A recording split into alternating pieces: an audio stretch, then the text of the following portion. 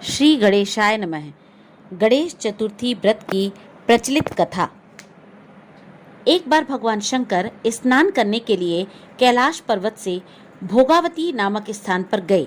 उनके जाने के बाद पार्वती जी ने स्नान करते समय अपने तन के मैल से एक पुतला बनाया और उसे सजीव कर दिया। उसका नाम उन्होंने गणेश रखा।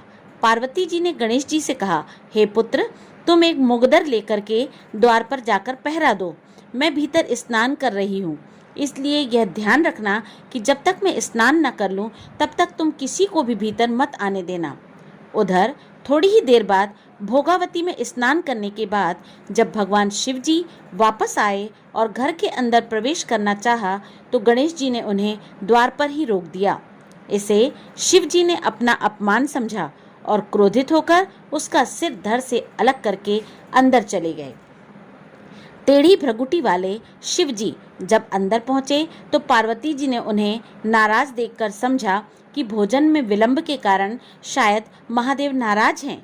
इसलिए उन्होंने तत्काल 2 थालियों में भोजन परोसकर शिव जी को बुलाया और भोजन करने का निवेदन किया। तब दूसरी थाली देखकर शिव जी ने पार्वती जी से पूछा, यह दूसरी थाली किसके लिए लगाई गई है? इस पर पार्वती जी बोली, अपने पुत्र गणेश के लिए, जो बाहर द्वार पर पहरा दे रहा है। यह सुनकर शिव जी को आश्चर्य हुआ और बोले, तुम्हारा पुत्र पहरा दे रहा है?